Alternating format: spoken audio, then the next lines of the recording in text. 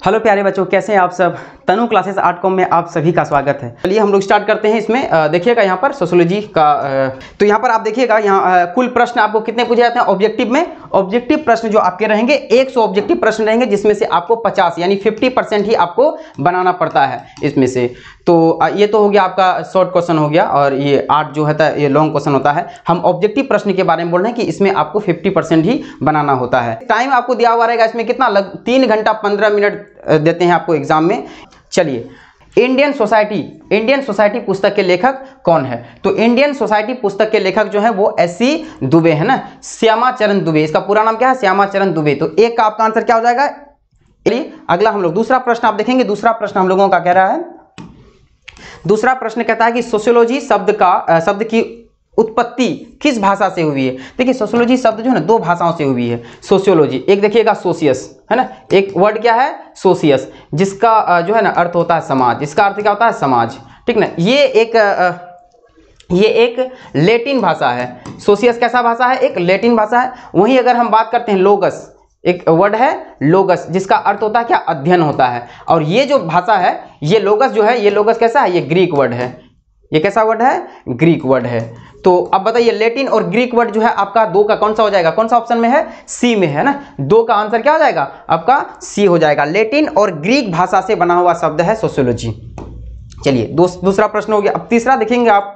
यहाँ कहता है कि निम्न में से कौन हिंदू विवाह का उद्देश्य है? यानी हिंदू विवाह जो करते हैं, यानी हिंदू के जो रीति रिवाज के अनुसार से उसका विवाह जो होता है, वो इसमें कहता है कि उसका मुख्य उद्देश्य क्या होता है? विवाह करना क्या उद्देश्य होता है? यहाँ पर कहता है धार्मिक कर्तव्य। देखिए, धार्मिक कर्तव्य देखिएगा, जो भी विवाह वगैरह होती है हिंदू धर्म में, तो देखिएगा पानी ग्रहण वगैरह होती है, 7 फेरे होते हैं, सिंदूरदान होते हैं, अग्नि स्थापनम, ये सारी चीज़ आपको देखने को मिलती है। तो वो धार्मिक चीज़ों से जुड़ी हुई होती है। तो ये तो होगा ही हिंदू विवाह में, ये भी होंगे। और पुत्र प्राप्ति ये तो होना ही चाहिए, क्योंकि विवाह के दौरान जो है संतान उत्पत्ति करना और अपने वंश को आगे बढ़ाना, ये भी आपका है इसमें हिंदू विवाह के उद्देश्य में। रति मतलब होता है रिवाज, यानी रीति रिवाज। क्या हिंदू विवाह में रीति रिवाज वगैरह नहीं देखे जाते? बहुत सारे रीति रिवाज है देखी जाती है इसमें हिंदू विवाह में। तो यानी आपका तीनों हो जाएगा। 3 का आंसर क्या हो जाएगा? आपका डी हो जाएगा, ठीक ना। चलिए, अब अगला प्रश्न आप देखेंगे। अगला प्रश्न हम लोगों का है मुस्लिम विवाह क्या है? देखिए, मुस्लिम विवाह जो है ना आपका एक तरह का कह सकते हैं वो समझौता के रूप में माना जाता है, उसको समझौता कहा जाता है। संस्कार तो हिंदू विवाह में देखने को मिलती है। संस्कार कुल मिलाकर के कितने होते हैं? 16 संस्कार होते हैं, जिसमें से एक संस्कार विवाह के रूप में माना जाता है।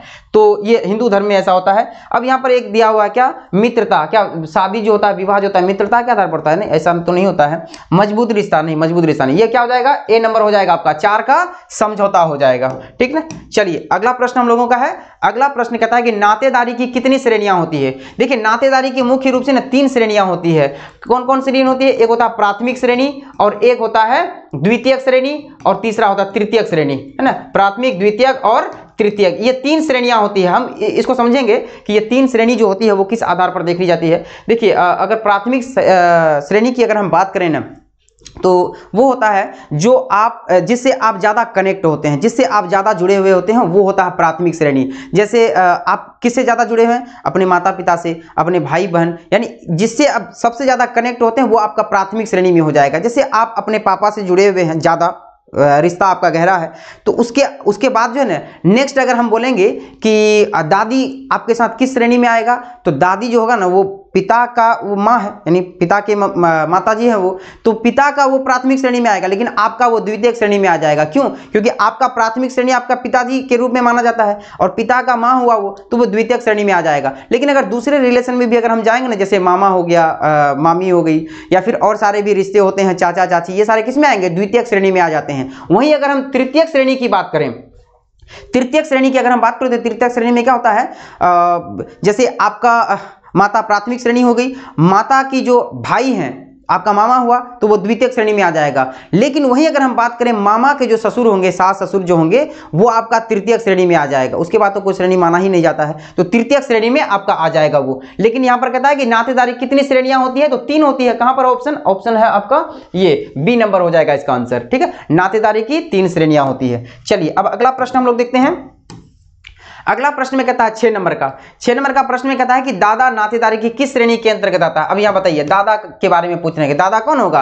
यानी पिता के वो पिता हैं, यानी आपका पिता हो गया प्राथमिक श्रेणी, आपके पिता के पिता हो जाएगा द्वितीयक में आ जाएगा, तो यहाँ पर ऑप्शन क्या हो जाएगा, बी हो जाएगा। 6 का आंसर क्या होगा, बी हो जाएगा। चलिए अब 7 ये अगला प्रश्न हम लोग का कहता है किस समाज में सेवा विवाह का प्रचलन है। देखिए सेवा विवाह के बारे में अगर बताया जाता है कि सेवा विवाह को पहले देख लेते हैं कि सेवा विवाह क्या होता है। देखिए आदिवासी समाज में होता क्या है कि जब किसी भी पुरुष की अगर किसी पुरुष का अगर विवाह होता है तो उसमें कहीं कहीं पर ऐसे रीति रिवाज देखा जाता है कि पुरुष को जो है स्त्री को कुछ रुपए वगैरह दिए जाते हैं, अपने ससुराल में रुपए वगैरह दे करके वो विवाह करते हैं। ऐसा नहीं कि मतलब दहेज देता नहीं, रुपए उसको देना पड़ता है अपने ससुराल वाले को। तो कभी कभी ऐसा होता है कि वो रुपए वगैरह देना नहीं, मतलब दे नहीं पाता, उसकी आर्थिक स्थिति थोड़ी सी कमजोर होती है, उसकी स्थिति खराब होती है, तो वो ससुराल में जाएंगे और वो क्या करेंगे, वहां पर सेवा पानी करेंगे, वहां पर काम उम करेंगे, अपने खास तौर पर अपने सास ससुर की ज्यादा सेवा करेंगे। तो उसी को हम लोग क्या कहते हैं, सेवा विवाह। इसके अंतर्गत और सारे भी होते हैं, हट विवाह होते हैं, विनिमय विवाह होते हैं। हालांकि आप अगर देखे होंगे क्लास में तो जरूर हम बताए होंगे ये सारे विवाह के बारे में। आदिवासियों के बहुत सारे विवाह होते हैं, उन सारे प्रकारों के बारे में बताए हैं, विवाह, हट विवाह, विनिमय विवाह, है ना, सेवा विवाह, परिवीक्षा विवाह, परीक्षा विवाह, ये सारे विवाह के बारे में हम लोग देखे हैं। किसमें होता है वो, आदिवासी समाज में। तो 7 का क्या हो जाएगा आंसर, सी हो जाएगा आपका, है ना, 7 का आंसर सी होगा। अब 8वां नंबर का प्रश्न कहता है कि हिंदू विवाह कितने प्रकार के होते हैं। देखिए हिंदू विवाह जो होते हैं ना वो 8 प्रकार के होते हैं। कितने प्रकार के होते हैं, 8 प्रकार के होते हैं, है ना। प्रारंभ ये एक तरह का कह सकते हैं ये बहुत प्राचीन समय की है सभ्यता, यानी प्राचीन समय की कल्चर है। तो हिंदू विवाह जो होते हैं वो 8 प्रकार के होते हैं। चलिए अगला हम लोगों का है 9वां नंबर का प्रश्न।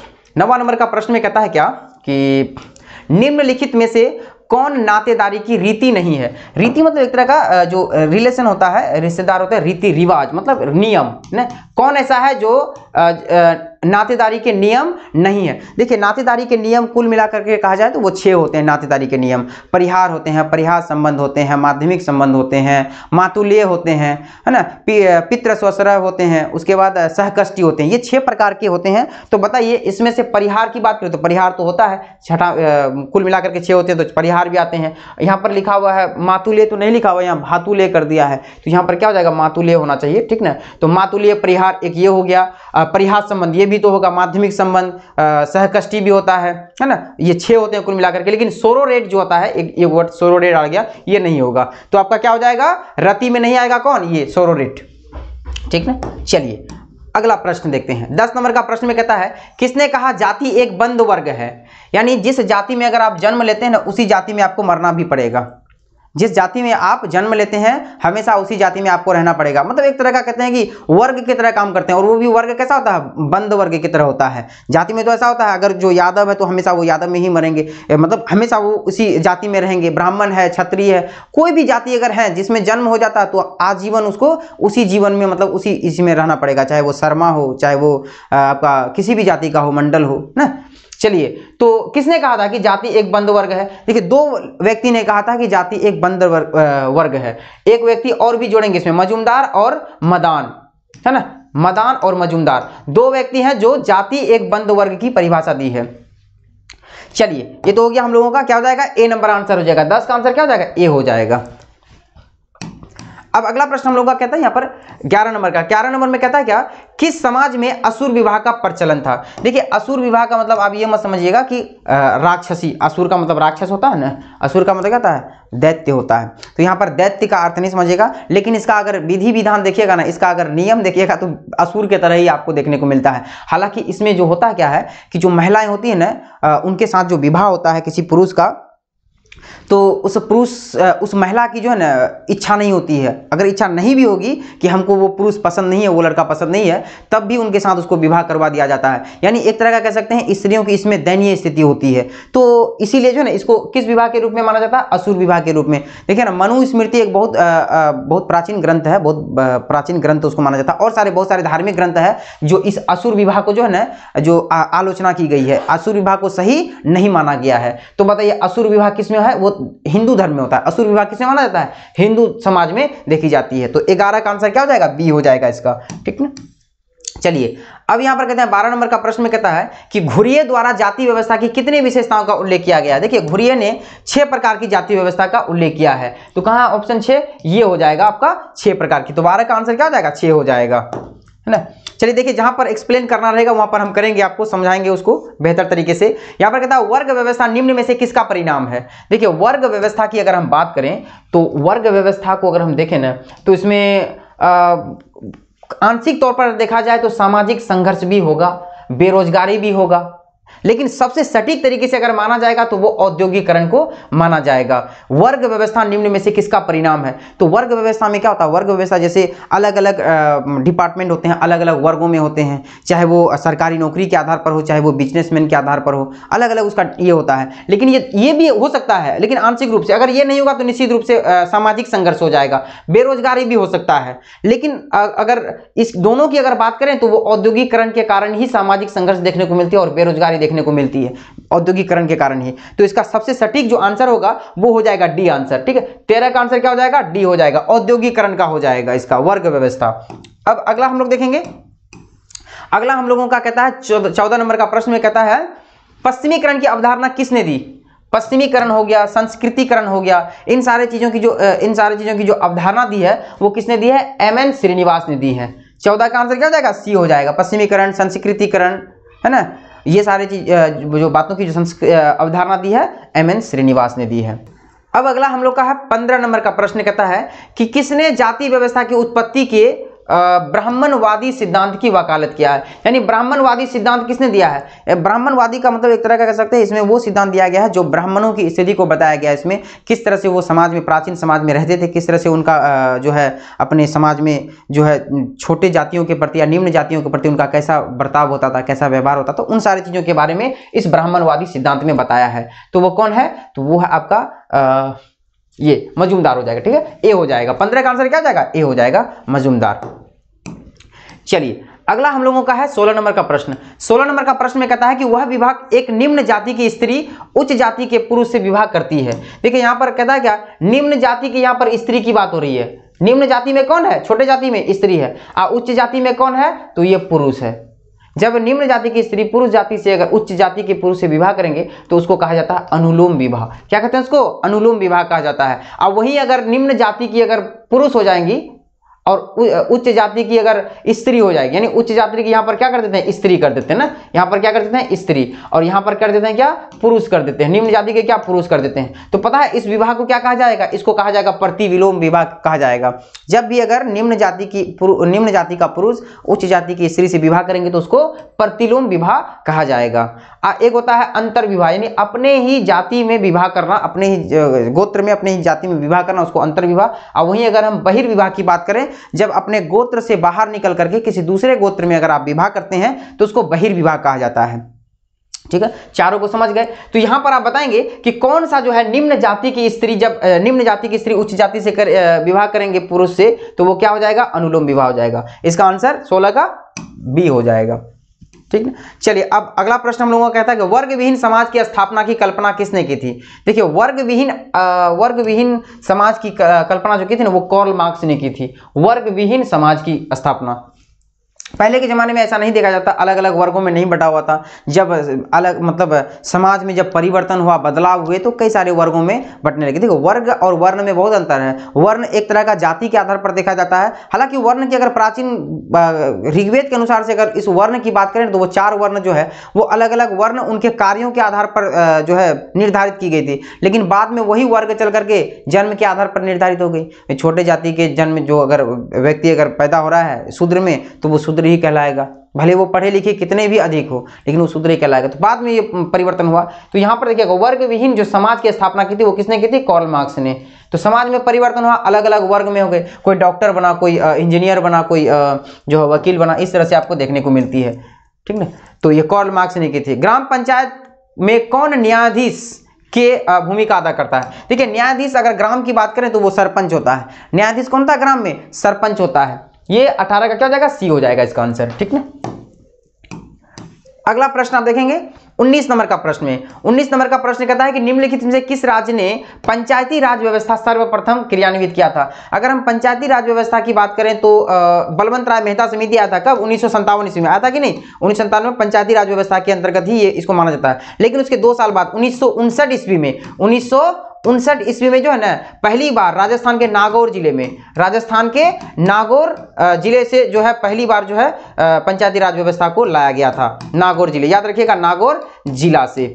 तो नागौर जिला कहां पर है? राजस्थान में है। तो बताइए 1959 में हुआ था।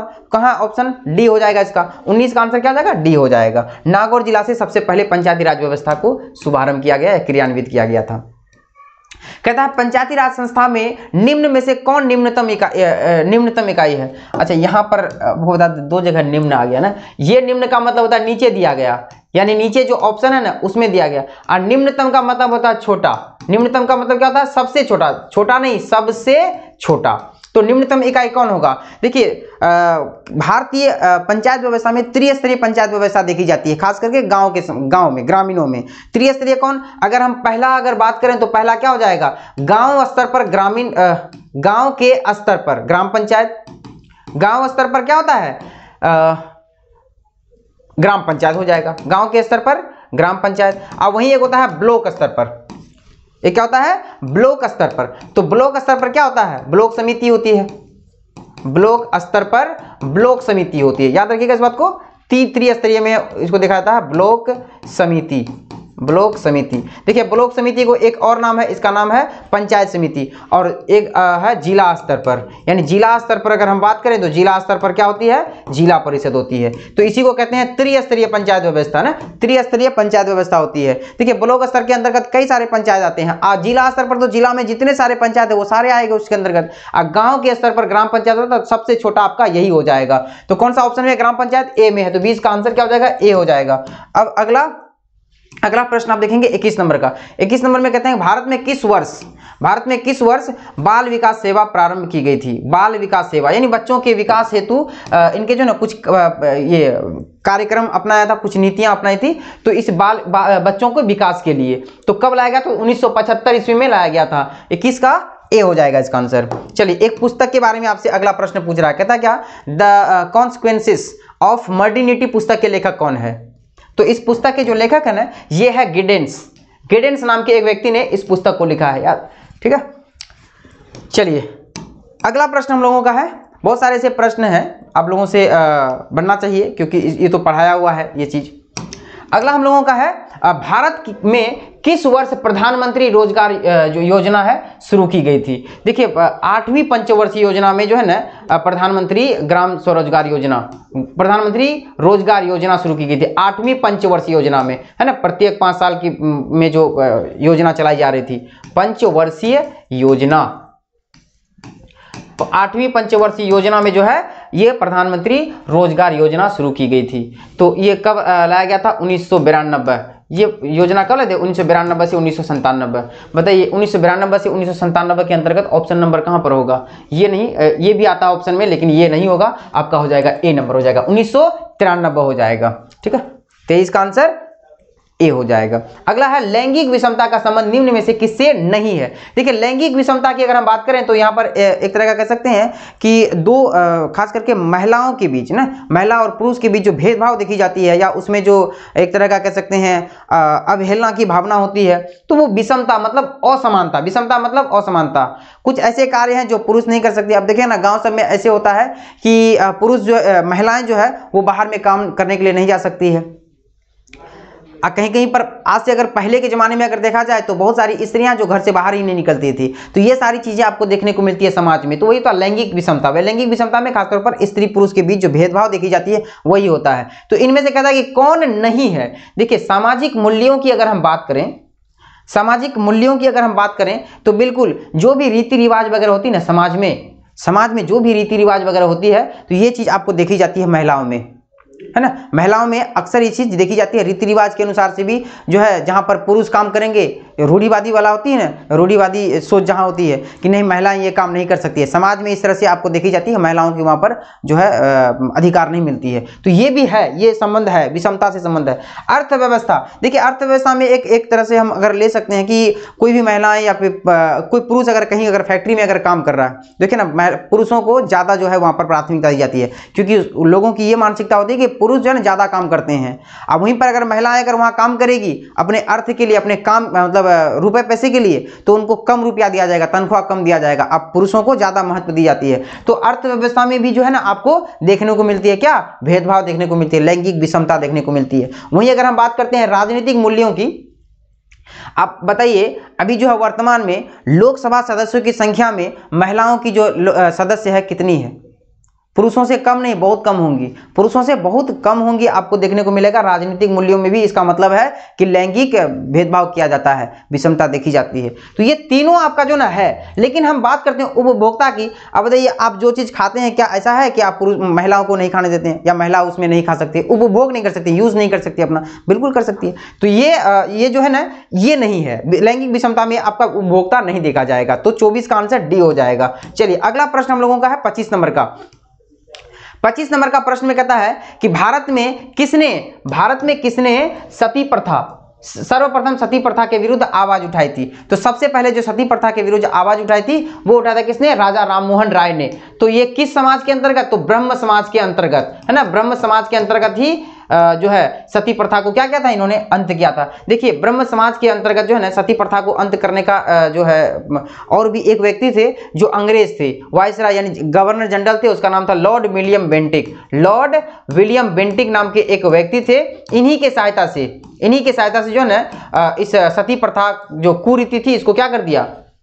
खत्म कर दिया। इसमें कहा जाता है कि सती प्रथा में कहा जाता है कि महिलाएं जो है ना, अगर महिलाएं की जीवित रहते हैं, उनके पुरुष की अगर उनके पति की अगर मृत्यु हो जाती है तो उस चिता में, उस अग्नि में महिलाओं को भी जाना पड़ता है, महिलाओं को भी मतलब वहां पर जलाया जाता है और उसको सती का प्रमाण देना पड़ता है। अगर सती है तो बच जाएगी, नहीं है सती तो फिर नहीं बचेगी। इस तरह का जो है कुरीतियां उस समय देखी जाती थी। तो इसको खत्म करने का कार्य किसने किया? राजा राममोहन राय ने। 26 का आंसर क्या हो जाएगा? सी हो जाएगा। अगला प्रश्न 27 नंबर का कहता है आपसे कि बाल विवाह निरोधक अधिनियम किस वर्ष लागू किया गया था? यानी छोटे बच्चे का जो पहले जो विवाह हो जाता था 4 साल 5 साल की उम्र में, उसको क्या कर दिया गया? प्रतिरोध लगा, मतलब उसमें प्रतिबंध लगा दिया गया। एक अधिनियम लाया था, बाल विवाह निरोधक अधिनियम, यानी बच्चे का विवाह नहीं हो सकता है। तो वो पूछ रहा कि वो कौन सा अधिनियम था? तो वो था 1929 का अधिनियम के अंतर्गत जो है ये बाल विवाह को रोका गया। चलिए अगला प्रश्न हम लोगों का है 28 नंबर का। कहता है क्या? भारत में स्त्रियों की निम्न स्थिति की मौलिक कारण क्या है? देखिए निम्न स्थिति की अगर हम बात करें तो दयनीय स्थिति। निम्न मतलब क्या होता है? दयनीय, है ना, खराब स्थिति। कहता है कि निम्न स्थिति का मौलिक कारण यानी मूल कारण को चुनना है। अगर आप देखिएगा ना, हम बताते हैं एकल परिवार, यहीं से लेते हैं, बी से ही लेते हैं। एकल परिवार की अगर बात करें, देखिए एकल परिवार में क्या होता है? 2 ही जनरेशन होंगे। एकल परिवार में 2 ही जनरेशन, एक तो माता पिता होंगे और उनके बच्चे होंगे, बस 2 ही जनरेशन। लेकिन संयुक्त परिवार की अगर हम बात करें तो संयुक्त परिवार में बहुत सारे जनरेशन देखने को मिलते हैं, 3-4 पीढ़ी के जनरेशन देखने को मिलते हैं, 3-4 देखने को मिलते हैं। जैसे दादा दादी होंगे, माता पिता होंगे। अगर शादी किसी व्यक्ति का अगर शादी हो चुका है तो उनका दादाजी भी है, पिता भी हैं और उनके बच्चे भी हैं, तो 4 जनरेशन हुआ कि नहीं? तो उस संयुक्त परिवार में कभी कभी 4 जनरेशन भी होता है, लेकिन 2 से अधिक जनरेशन होनी चाहिए। उसी को हम लोग क्या कहते हैं? संयुक्त परिवार व्यवस्था कहते हैं। तो पहले के जमाने में लोग जो है ना साथ में रहते थे, एक संयुक्त रूप में, एक परिवार के रूप में रहते थे, एक ही छत के नीचे में। जब समाज बदलते गया, आधुनिक युग आते गई, तो लोग क्या करने लगे? एकल रूप में रहने लगे, अलग अलग रहने लगे, अपने जो संयुक्त परिवार है उससे अलग होकर के कहीं दूर जगह रहने लगे। और कुछ तो ऐसे भी होते हैं, आप लोगों में भी बहुत सारे ऐसे होंगे जो अपने घर से दूर रहते हैं, दूर मतलब पढ़ाई लिखाई करने के लिए। लेकिन कुछ ऐसे होते हैं जो अपने घर से दूर हमेशा के लिए वो बस जाते हैं, खासतौर पर शहरों में कोई विदेश में भी चले जाते हैं और वो बस जाते हैं विदेश में ही। तो वो परिवार लेकर के रहते हैं एकल परिवार के रूप में। तो एकल परिवार में अगर होती है ना तो महिलाएं और पुरुष ही सिर्फ होती है, तो दोनों के बीच में सामंजस्य होता है, एकता होती है, वो बिल्कुल इक्वल होता है। और कोई भी वगैरह डिसीजन वगैरह लेती है तो दोनों के सहयोग से होती है। तो बताइए जब दोनों डिसीजन अगर लेंगे किसी भी कार्य को करने के लिए तो महिलाओं की स्थिति खराब नहीं होनी चाहिए, यहाँ पर बिल्कुल नहीं होगी। यहाँ आधुनिकीकरण की अगर हम बात करें तो आधुनिकीकरण से कहा जाता है कि नए नए तकनीकों का आविष्कार। नए नए तकनीक का आविष्कार कब होता है? जब मॉडर्न होता है, जब आधुनिक युग आने लगता है, नए नई चीज़ों का आविष्कार होने लगता है, उसमें महिलाएं भी शिक्षित होने लगती है, महिलाओं की भी स्थिति धीरे धीरे सही होने लगती है। तो आधुनिकीकरण में महिलाओं की स्थिति ठीक हो जाती है। अरे शहरीकरण की बात है, शहरों में अगर जाइएगा ना, शहरों में महिलाओं और पुरुषों में ज़्यादा भेदभाव नहीं होता है। जो कार्य पुरुष करते हैं वो महिलाएं भी कर सकती है, ऑफिस वगैरह सब में काम कर सकती है, बड़े बड़े उच्च स्तर की शिक्षा ग्रहण कर सकती है दूर जा करके। तो शहरीकरण में महिलाओं की स्थिति खराब नहीं होती है। वहीं अगर हम संयुक्त परिवार की बात करें, संयुक्त परिवार बहुत प्राचीन समय की है, तो यही हो जाएगा महिलाओं की निम्न स्थिति। 28 का ए आंसर हो जाएगा। अगला प्रश्न हम लोगों का है 29 नंबर का, कहता है महिलाओं की भारतीय स्वतंत्रता आंदोलन में शामिल होने का आह्वान किसने किया था। देखिए सबसे ज्यादा अगर महिलाएं जो है ना स्वतंत्रता आंदोलन में भाग ली थी सबसे ज्यादा, तो वो थी महात्मा गांधी के द्वारा सविनय अवज्ञा आंदोलन। सविनय अवज्ञा आंदोलन के तहत, सविनय अवज्ञा आंदोलन में जो ना बहुत सारी महिलाएं भाग ली थी। कानून नमक का कानून जो तोड़े थे, है ना, साबरमती आश्रम से उन्होंने प्रस्थान किए थे दांडी के लिए। तो ये सविनय अवज्ञा आंदोलन के तहत जो ना बहुत सारी महिलाएं जुड़ी थी। बताइए सविनय अवज्ञा आंदोलन का नेतृत्व किसने किया था? महात्मा गांधी ने किया था। और उसमें महिलाओं को जो ये की थी, प्रेरित की थी, मतलब एक तरह का कह सकते हैं उत्साहित की थी, इनकरेज की थी, महात्मा गांधी ने की थी आंदोलन में जुड़ने के लिए। तो क्या हो जाएगा इसका आंसर? ए हो जाएगा, महात्मा गांधी हो जाएगा। चलिए अगला प्रश्न आप देखेंगे, कहता है लिंग क्या है। देखिए लिंग की अगर बात होती है तो वो खासतौर पर सामाजिक सांस्कृतिक अवधारणा को माना जाता है। समाज में जो है ना स्त्री और पुरुष के बीच की जो स्थिति होती है ना, जेंडर, उसी में सामाजिक सांस्कृतिक अवधारणा के रूप में इसको देखा जाता है। मनो ये सारी चीज नहीं होंगे, ये बी हो जाएगा आपका आंसर 30 का। चलिए अगला प्रश्न हम लोगों का है 31 नंबर का। देखिए 31 नंबर में कहता है सबला योजना निम्न में से किससे है। 2011 में ये सबला योजना आई थी। सबला योजना महिलाओं की सशक्तिकरण के लिए। कौन सी महिला? जो 11 साल से 19 साल के बीच की अवस्था को जो महिलाएं होती है जिसकी उम्र, उसी को सबला मतलब कहते हैं, या फिर उसको उसी के लिए जो है ना ये योजना लाई थी, सबला योजना। तो यहाँ पर कौन सा हो जाएगा ऑप्शन हो जाएगा आपका किशोरियों पर। क्या हो जाएगा? बी हो जाएगा। किशोरी किसको कहते हैं? 11 वर्ष से, है ना, 11 नहीं, इसको 8 वर्ष से लेकर के 19 वर्ष की अवस्था को, महिलाओं की अवस्था जो होगी ना उम्र की, तो इसी को हम लोग क्या कहते हैं? किशोरी कहते हैं। तो इन्हीं के लिए लाई थी सबला योजना। क्या हो जाएगा इसका आंसर? बी हो जाएगा। चलिए अगला प्रश्न हम लोगों का 32 नंबर का। 32 नंबर का प्रश्न में कहता है मार्क्स के अनुसार वर्ग निर्धारण का आधार क्या है। देखिए मार्क्स के अनुसार जो है ना आर्थिक क्षेत्रों में इन्होंने निर्धारण किया था। देखिए एक वर्ग का निर्धारण तभी होगा जब उनकी आर्थिक स्थिति ठीक होगी। इसी बात को किसने कहा था? मार्क्स ने कहा था। तो क्या हो जाएगा इसका आंसर? ए हो जाएगा 32 का। ठीक है, चलिए अगला प्रश्न हम लोगों का 33 नंबर का है। 33 नंबर का प्रश्न में कहता है कि महिलाओं की सामाजिक स्थिति किस काल में सर्वाधिक निम्न थी। अगर हम प्राचीन काल की बात करें ना, वैदिक युग में, यानी आज से 1500 ईसा पूर्व, लगभग 2500 साल पहले की अगर हम बात करें, 3500 साल की पहले की बात अगर हम करें, तो उसमें देखा जाता है कि जो पुरुष कार्य कर सकते हैं ना वो महिलाएं भी कर सकती थी। बिल्कुल अच्छी बात है। जिसमें अगर महिलाओं को प्रतिबंध नहीं की जाती है, जिसमें उसको रोक नहीं लगाई जाती है, तो वो स्थिति बढ़िया है। उस समय वेद पढ़ सकती थी, उस समय ग्रंथ पढ़ सकते थे, है ना, ये सारे उपनिषद वगैरह सब पढ़ सकते थे, शिक्षा कर सकती थी, इसमें किसी प्रकार का रोक टोक नहीं था। तो सबसे अच्छी स्थिति वैदिक काल को माना जाता है। लेकिन वैसे धीरे धीरे नीचे आती गई तो महिलाओं की स्थिति भी धीरे धीरे कम होती गई, दयनीय होती गई। उसके बाद आया बौद्ध काल, लेकिन बौद्ध काल में भी स्थिति उनकी बहुत अच्छी थी, लेकिन उनमें जो है ना वेद पढ़ने का अधिकार उनको नहीं दिया गया था। तो वेद पढ़ने का अधिकार नहीं था, बाकी सब कुछ उसकी ठीक थी। तो क्या कह सकते हैं, एक तरह कह सकते हैं स्टार्ट हो चुका है उसका दयनीय स्थिति। और वहीं अगर हम आएंगे किसमें? गुप्त काल में, तो गुप्त काल में बहुत सारी ऐसी कुरीतियां प्रचलित हो चुकी थी जो खासतौर पर महिलाओं से जुड़ी हुई थी। सती प्रथा देख रहे हैं, सती प्रथा कब प्रारंभ हुई थी? उसी गुप्त काल में ही प्रारंभ हुई थी। विधवा का विवाह नहीं हो सकता है, स्त्री को शिक्षा नहीं दी जा सकती है, बहुत सारे ऐसे बलि प्रथाएं थी। तो ये जो है ना प्रथाएं जो देखिएगा आप, तो बहुत ही मतलब जो है ना स्थिति खराब हो चुकी थी किसमें? गुप्त काल में। लेकिन अगर हम क्या कहते हैं मुगल काल की अगर बात करें ना, तो कोई ऐसी गलत प्रथा नहीं जो मुगल काल में आपको महिलाओं को देखी नहीं जाती है। और सबसे ज्यादा चरम पर जो देखिएगा ना, तो मुगल काल के दौरान ही, वो अंत तक। और उसमें स्वतंत्रता आंदोलन के तहत जो है बहुत सारी चीजों में महिलाओं की सुधार हो चुकी थी। आज जब आज़ादी मिल गई, संविधान बनने के बाद, तो महिलाओं की स्थिति बहुत चीज़ों का मतलब कानून वगैरह बन गया। लेकिन लोगों को पता नहीं था कि कानून बन चुके हैं। अब धीरे धीरे जो है महिलाएं शिक्षित हो रही है। लेकिन आज की स्थिति और मुगल काल की स्थिति की अगर तुलना की जाए तो बहुत ज़्यादा आपको अंतर देखने को मिलेगा। तो सबसे ज़्यादा यहाँ पर खराब स्थिति कहाँ पर होगा बताइए? ऑप्शन में आपका है वैदिक काल, मुगल काल, बौद्ध काल, गुप्त काल। कौन सा हो जाएगा? मुगल काल हो जाएगा। सबसे खराब स्थिति मुगल काल की। 33 का आंसर क्या हो जाएगा? बी। 33 ही है ना? 33 है, हाँ 33। चलिए 34 नंबर का प्रश्न आपसे कहता है क्या निम्न में से कौन सामाजिक स्त्रीकरण का स्वरूप नहीं है। पहले स्त्रीकरण को हम लोग समझ लेते हैं। स्त्रीकरण का एक तरह का कह सकते हैं फर्क, एक तरह का कह सकते हैं फर्क कह सकते हैं, या फिर एक तरह का लेवल, स्तर, है ना, लेवल, ये चीज हम कह सकते हैं। तो यहां पर कहता है कि सामाजिक स्तरीकरण का स्वरूप नहीं है, जो नहीं है उसको बताना है। देखिए धर्म है, वर्ग, जाति, लिंग। आप अगर बात करेंगे जाति की, अगर बात करें जाति में ऐसा फर्क देखा जाता है, ये उस जाति का है, हम ऊंचे जाति के हैं, निम्न जाति के हैं, तो क्या जातियों में फर्क नहीं देखा जाता है? बिल्कुल देखा जाता है। ये सशस्त्रीकरण का जो है जाति जो है देखा जाता है, ये स्वरूप है। वर्ग में अगर हम बात करते हैं, लीजिए डीएम लीजिए, अब वहीं पर हम मान लेते क्या थे, टीचर, एक लेते हैं टीचर, फिर एक लेते हैं क्या, प्यून, है ना, ये क्या हो गया, प्यून हो गया।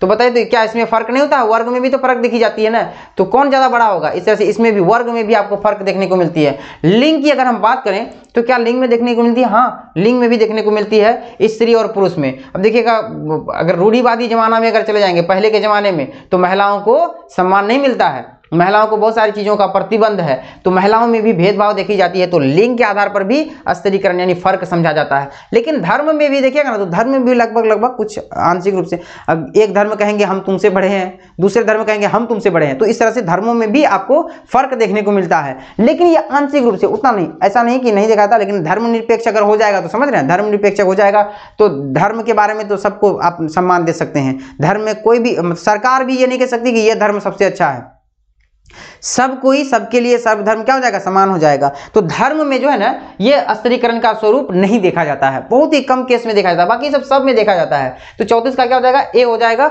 अब अगला प्रश्न हम लोगों का है 35 नंबर का। 35 नंबर का प्रश्न में किसने कहा धर्म आध्यात्मिक शक्ति में विश्वास है? आध्यात्मिक शक्ति में विश्वास है, किसने कहा? तो टायलर ने कहा था ना, टायलर ने, ये तो टॉयलर लिखा हुआ है, टायलर, ठीक है, टायलर ने किया था, ठीक ना, इसी ने ही धर्म आध्यात्मिक शक्ति में विश्वास है, इस बात को कहा था। चलिए अगला हम लोगों का है, कहता क्या कि किस वर्ष दहेज निरोधक अधिनियम पारित हुआ? दहेज आप न ले सकते हैं, ना दे सकते हैं, ना ही इसको प्रेरित कर सकते हैं दहेज लेने वाले को, देने वाले को। उसके अगर आप ऐसा करेंगे, इस आधार पर अगर आपको संदिग्ध अवस्था में अगर आप पकड़े जाएंगे तो आपके लिए सजा का प्रावधान हो जाएगा। तो यहाँ पर इसी आधार पर दहेज निरोधक अधिनियम पारित हुआ था। कौन से वर्ष? तो 1961 का दहेज निरोधक अधिनियम 1961 के तहत किसी से ना दहेज लेना है, ना ही किसी को दहेज देने के लिए प्रेरित करना है। सर बहुत सारे ऐसे भी होते हैं कि दहेज तो लेते हैं, लेकिन वो मतलब छुप करके, पता नहीं चलता सरकार को। अगर सरकार को पता चल गई तो फिर दिक्कत हो जाएगा, तो उसके लिए कंप्लेन करना पड़ता है। लड़की वाली तो खुद कहते हैं कि नहीं, हमको जो है अच्छा दूल्हा चाहिए, मतलब एक तरह का लड़का चाहिए जो कमाई वगैरह अच्छा करता है, जो अफसर है ना, जो बड़े अधिकारी हैं, तो उनको पैसा दे करके वो क्या करते हैं, मतलब रिलेशन कर लेते हैं। तो ये सारी चीज़ें कोई मतलब इसमें ये नहीं होता है, प्रतिबंध नहीं होता है, चलता है इसमें समाज में। लेकिन बहुत सारे ऐसे नियम कानून है जो है तो जरूर, लेकिन उसका पालन वगैरह जल्दी होता नहीं है। जैसे बिहार में देख लीजिए, है ना, शराबबंदी तो लागू है, क्या लगता है कि पूरी तरह से बंद है क्या? भारत में सांप्रदायिकता का मुख्य कारण क्या है? सांप्रदायिकता का मतलब समझते हैं, दंगा, और वो भी दंगा किसके नाम पर? धर्म के नाम पर दंगा। धर्म के नाम पर जो दंगा होगी उसी को क्या कहते हैं? सांप्रदायिकता। अक्सर ये सब देखा जाता है। तो कहता है कि आपराधिक मनोवृत्ति, देखिए आपराधिक मनोवृत्ति की अगर हम बात करें तो वो नहीं होना चाहिए। क्यों? क्योंकि आप भी अपराध हो सकते हैं। चोरी डकैती करना, अगर कोई चोरी करेगा तो क्या हो जाएगा? अपराधी होगा कि नहीं वो? तो क्या लगता है कि वो धर्म के नाम पर सांप्रदायिक फैल जाएगा? नहीं हो जाएगा। पुलिस पकड़ लेगी उसको, पुलिस के हवाले कर देगा, पुलिस उसको 2 डंडा मारेगी, फिर उसको छोड़ देगी, काम है उसका वही। आपराधिक मनोवृत्ति में सांप्रदायिक नहीं होगा। निर्धनता और बेरोजगारी, क्या इसमें होगा? नहीं। निर्धनता और बेरोजगारी होगा तो सांप्रदायिक दंगा होगा। और अगला हम लोगों का है राजनीतिक स्वार्थ। देखिए राजनीतिक स्वार्थ होगा, राजनीतिक स्वार्थ आपका हो जाएगा। राजनीतिक स्वार्थ का मतलब देखिएगा, स्वार्थी मतलब समझते, सिर्फ अपने बारे में सोचना, सामने वाले क्या होगा क्या करेगा उससे हमको सोचना नहीं है। बहुत सारे ऐसे नेता है जो धर्म के नाम पर ऐसे आएंगे और बकवास करने लगेंगे, भाषण देने लगेंगे, बिल्कुल जहर उगलेंगे। तो इसमें लोगों में जो है ना, जो आपसी सौहार्द है, एकतापन है, उसमें तोड़ने लगता है वो। ज्यादातर आप देखेंगे ना, ज्यादातर कहीं पर भी अगर धार्मिक दंगा होगा ना, तो वो नेताओं के द्वारा ही सोची समझी वाली जो है भावनाएं होती है, उसी के द्वारा ऐसा किया जाता है। तो राजनीतिक स्वार्थ नहीं होना चाहिए। नहीं तो अगर राजनीतिक स्वार्थ हुई, अपने सत्ता के लिए अगर आप लोगों में लड़वा रहे हैं तो फिर दिक्कत है, सांप्रदायिकता होगी ही। यहाँ पर अगला हम लोग सांस्कृतिक भिन्नताएं। सांस्कृतिक देश में बहुत सारी संस्कृति है, अलग अलग संस्कृति लोग जीते हैं, ऐसा कोई दिक्कत नहीं है, इसमें तो होगा ही नहीं। दक्षिण भारत, उत्तर भारत, पूर्वी पश्चिम, सब जगह अलग अलग संस्कृति है, इससे कोई फर्क नहीं पड़ता है धार्मिक सांप्रदायिकता में। अगला प्रश्न देखिएगा। अगला प्रश्न कहता है कि सामाजिक परिवर्तन से क्या तात्पर्य है। समाज में जो परिवर्तन हो रहा है उसका जो है ना, उसे क्या मतलब तात्पर्य क्या है।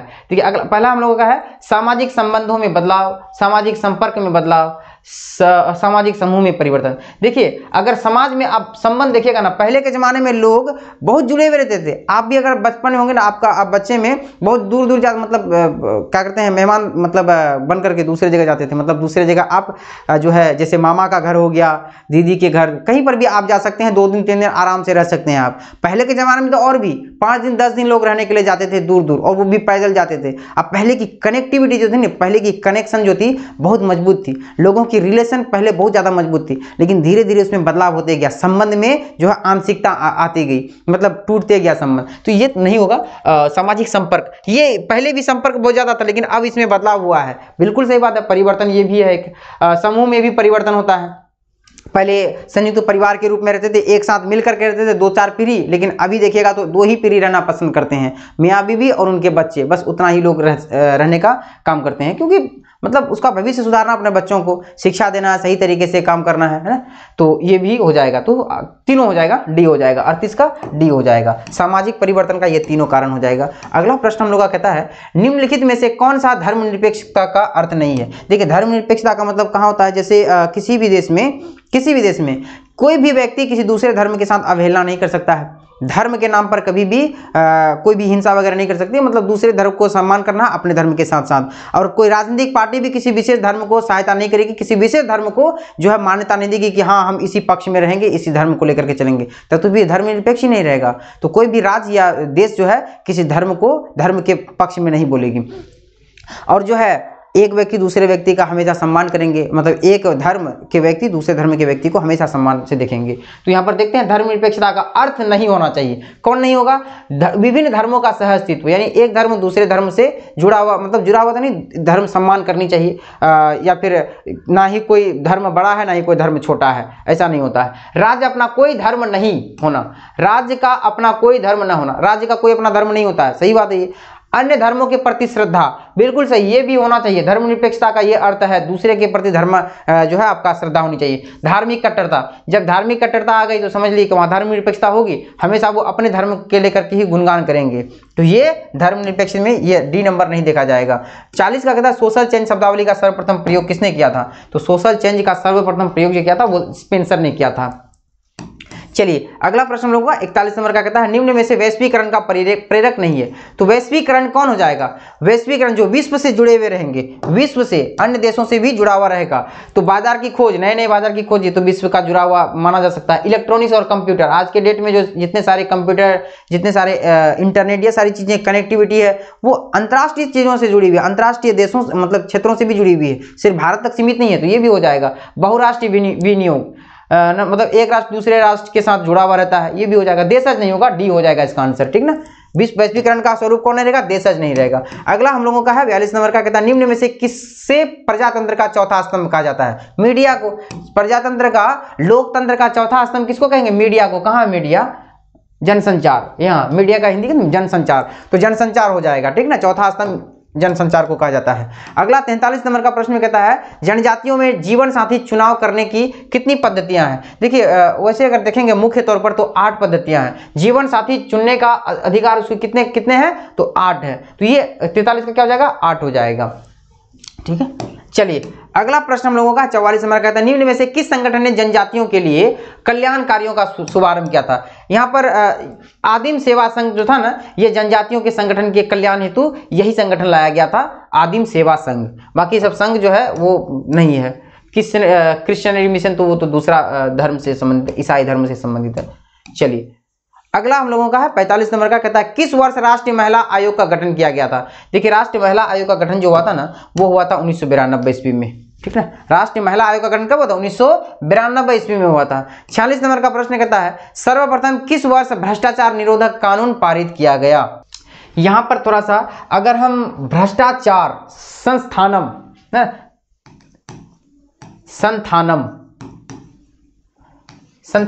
भ्रष्टाचार निरोधक संस्थानम की अगर बात करें तो ये हो जाएगा 1962 ईस्वी में हो जाएगा। हालांकि भ्रष्टाचार निरोधक कानून को जो है ना, एक बार उसमें जो है क्या कहते हैं संशोधन किया गया था वो 1988 ईस्वी में। लेकिन पहली बार जो उसके बारे में बात चली थी, उनके बारे में भ्रष्टाचार निरोधक कानून जब पहली बार लाया गया था वो लाया गया था 1947 ईस्वी में लाया गया था। यानी 46 का आपका क्या हो जाएगा, ए हो जाएगा, ए, हाँ 46 का आपका ए हो जाएगा 1947। चलिए अगला हम लोगों को कहता है अल्पसंख्यक एक क्या है। देखिए अल्पसंख्यक वो राजनीतिक संस्था ही, राजनीतिक जो है राजनीतिक प्रक्रिया के द्वारा ही उसको अल्पसंख्यक के दर्जा दिया जाता है। तो ये सी हो जाएगा आपका राजनीतिक संकल्पना। चलिए अगला हम लोगों का है मंडल आयोग के अध्यक्ष कौन है। देखिए मंडल आयोग जो है ना अति पिछड़ा वर्ग आयोग से संबंधित है। अति पिछड़ा वर्गों को जो है सामाजिक आर्थिक जो आरक्षण की बात कही गई है इसमें, तो उसको सही मतलब एक आरक्षण की व्यवस्था की गई है इसमें क्या मंडल आयोग में। तो इस मंडल आयोग के जो उसमें अध्यक्ष थे वो कौन थे, बिंदेश्वरी पाठक, बिंदेश्वरी प्रसाद मंडल, बिंदेश्वरी प्रसाद मंडल ही मंडल आयोग के अध्यक्ष हैं। चलिए अगला प्रश्न हम लोगों का है 49 नंबर का, एससी दुबे श्यामाचरण दुबे ने भौगोलिक दृष्टि से भारतीय जनजातियों को कितने भागों में बांटा है। देखिए भारतीय जनजातियों को बांटा वो 4 भागों में। पहला उत्तर एवं उत्तर पूर्वी भाग, मध्य भाग है ना, मध्य क्षेत्र, उसके बाद पश्चिमी क्षेत्र और दक्षिणी क्षेत्र। ये 4 भौगोलिक आधार पर जनजातियों को बांटा है किसने, एससी दुबे ने। तो कहां पर जाएगा, ऑप्शन सी हो जाएगा आपका 4 है ना। एससी दुबे ने 4 भागों में बांटा था जनजातियों के समूह को। अगला हम लोगों का है सामाजिक स्थिरीकरण की सामाजिक सांस्कृतिक आधार निम्न में से नहीं है। सामाजिक स्थिरीकरण बताइए, स्थिरीकरण किस में आ जाएगा, वो आ जाएगा स्तर, लेवल, फर्क है ना, ये सारी चीजों में आ जाएगा ये। तो बताइए कहता है कि सामाजिक सांस्कृतिक आधार निम्न में से जो नहीं है वो बताना है। अब यहाँ पर देखिए, यहाँ पर बिल्कुल अब आसानी से आप बता सकते हैं। धर्म बता दें कि धर्म में हो सकता है, धर्म में हो सकता है, लेकिन जब तक वो धर्मनिरपेक्ष है तब तक वो नहीं होगा। लेकिन धर्मनिरपेक्ष अगर नहीं है तो वो धार्मिक जो है ये सारी चीजें आपको देखने को मिलती है, उच्च नीच इस तरह से देखने को मिलती है। वो कहेंगे हमारा धर्म सबसे पहले आया था, हमारा धर्म सर्वश्रेष्ठ है, इस तरह से ये देखा जाता है ऊंच नीच का। व्यवसाय, क्या व्यवसाय में भी देखा जाता है, व्यवसाय में नहीं देखा जाता है आप किस जो है कौन से काम कर रहे हैं, नाई का काम कर रहे हैं, कपड़ा धोने का काम, सफाई साफ सुथरा, या फिर पढ़ाने का काम। इस तरह से अगर आप देखेगा तो इसमें भी ऊंच नीच का जो है फर्क देखा जाता है किसमें, व्यवसाय में। प्रजाति में भी देखी जाती है, प्रजाति का मतलब एक तरह कह सकते हैं जाति कह सकते हैं, तो जाति के आधार पर भी स्थिरीकरण की भावनाएं देखने को मिलती है। लेकिन संपत्ति में नहीं होता, संपत्ति में नहीं होता, कोई फर्क नहीं देखा जाता इसमें। तो ये आपका डी हो जाएगा आंसर, 51 का डी हो जाएगा। चलिए अगला प्रश्न लोग का कहता है अनुसूचित जाति शब्द जो है ना, शब्द सबसे पहले किसने प्रयोग किया था। अनुसूचित जाति का प्रयोग सबसे पहले किसने किया था, तो अनुसूचित जाति का प्रयोग किया था अंबेडकर ने, ठीक ना। सबसे पहले किसने किया था, अंबेडकर जी ने अनुसूचित जाति का प्रयोग किया था। कहता जाति की धर्मनिरपेक्ष पहलू निम्न में से किससे संबंधित है। देखिए धर्मनिरपेक्ष की बात हो रही है, धर्मनिरपेक्ष पहलू इनमें से कौन संबंधित है। अब आप बताइए, यहाँ पर ऑप्शन ए नंबर में आपका दिया हुआ है, कहता धार्मिक समूह। क्या लगता है धार्मिक समूह में कभी भी होगा वो, अगर एक धर्म को अगर मुख्य अगर धर्म मान लिया जाएगा, कभी भी वो सोचेगा कि दूसरे धर्म जो है का हम सम्मान करेंगे, इसको हम प्राथमिकता, इसको हम क्या बना दिए, मॉनिटर बना दिए। कोई भी ए धर्म नाम करके, ए धर्म है, इसको हम बोल दिए कि तुम जो फैसला करोगे वही हो जाएगा। धर्म के नाम पर अगर छोड़ दीजिएगा तो कभी भी वो एक दूसरे धर्म का सम्मान नहीं कर पाएगा। जब तक इसमें संविधान या जब तक इसमें राजनीतिक हस्तक्षेप नहीं होगा तब तक वो इस तरह का नहीं करेंगे। तो धार्मिक समूह जो है ना धर्मनिरपेक्ष से जुड़ा हुआ नहीं है। सामुदायिक जीवन, देखिए समुदाय में जीने वाले लोगों की भी तो धर्म होती है, तो वो भी धर्मनिरपेक्ष को जो है ना ये जो है सपोर्ट नहीं करेंगे, यानी समर्थन नहीं करेंगे। तो यहाँ पर है सांस्कृतिक समूह। सांस्कृतिक समूह प्राचीन समूह, अब तो हिंदू धर्म से भी हो सकती है, हिंदू धर्म से हो सकती है, और सारे धर्म से भी संबंधित हो सकती है। तो ये भी आपका धर्मनिरपेक्ष में नहीं बताएगा, सरकार और राजनीतिक हो जाएगा, ठीक है। जाति का धर्मनिरपेक्ष पहलू किसका होगा, सरकार और राजनीतिक, यही डिसाइड करेंगे। हमारा संविधान ही तो डिसाइड करता है कि भारत एक धर्मनिरपेक्ष देश है। अगला 54 नंबर का प्रश्न कहता है मानव और संस्कृति पुस्तक के लेखक कौन है। एससी दुबे हो जाएगा, बी नंबर हो जाएगा। मानव और संस्कृति के लेखक कौन है, एससी दुबे। अगला हम लोग का कास्ट शब्द की उत्पत्ति किस भाषा से हुई है। देखिए कास्ट एक शब्द है जिसका अर्थ होता है जाति या प्रजाति, और ये एक शब्द है कास्टा। एक शब्द क्या है, कास्टा। इस कास्टा शब्द की उत्पत्ति जो हुई है वो हुई है पुर्तगाली, ये पुर्तगाली शब्द है कास्टा, जिसका अर्थ होता है प्रजाति। तो ये पुर्तगाली शब्द से ही उत्पन्न हुई है कास्टा शब्द, कास्ट शब्द, तो पुर्तगाली हो जाएगा इसका 55 का आंसर। चलिए अगला प्रश्न आप देखेंगे। अगला प्रश्न 56 नंबर का कहता है क्या, ग्रामीण क्षेत्र जो शहर के द्वारा घिरा होता है उसे क्या कहते हैं। तो ग्रामीण क्षेत्र जो होते हैं ना, एक मान लीजिए ये है आपका गांव, यह गांव और उसके आसपास में ही शहर बसा हुआ है ना, शहर है, चारों तरफ नहीं, मतलब चारों तरफ नहीं कह सकते हैं, आसपास कह सकते हैं, इतना इसके आसपास अगर जो है अगर गांव हो जाएगा तो उसको क्या कहा जाएगा? देखिए उप शहरी वो होता है जो शहर जो ना गांव से थोड़ा सा सटा होता है, मतलब ज़्यादा दूर भी नहीं तो ज़्यादा सटा भी नहीं होता है, तो वो थोड़ा सा उप शहरी के सेंस में उसको रखा जाता है, तो दूर होता है, थोड़ा ज़्यादा सटा हुआ नहीं होता है। अब यहाँ पर आप देखेंगे आंतरिक इलाके, तो आंतरिक इलाके की अगर बात करें तो आंतरिक इलाके भी नहीं होगा आपका। गंदी बस्ती आपका कहता है, गंदी बस्ती भी आपका नहीं होगा। तो यहाँ पर नगरीय गांव में हो जाएगा, इसका नगरीय गांव हो जाएगा, क्योंकि नगरीय गांव से वो जो है ना शहर से काफ़ी ज़्यादा नज़दीक होता है, शहर से बहुत ज़्यादा वो नज़दीक होने के कारण इसीलिए इसको क्या कहते हैं? नगरीय गाँव कहा जाता है। चलिए अगला प्रश्न हम लोगों का कहता है 57 नंबर का, किन्होंने शहरों के विकास को 6 चरणों में विभाजित किया? देखिए 6 चरणों में जो शहरों को विकासित किया था 6 चरणों में, वो किया था लुईस विर्थ ने किया था। 57 क्या कहा जाएगा? ये हो जाएगा लुईस विर्थ हो जाएगा। चलिए अगला प्रश्न हम लोगों का कहता है ऋग्वेद के किस भाग में 4 वर्णों की चर्चा की गई है? 4 वर्ण कौन कौन से?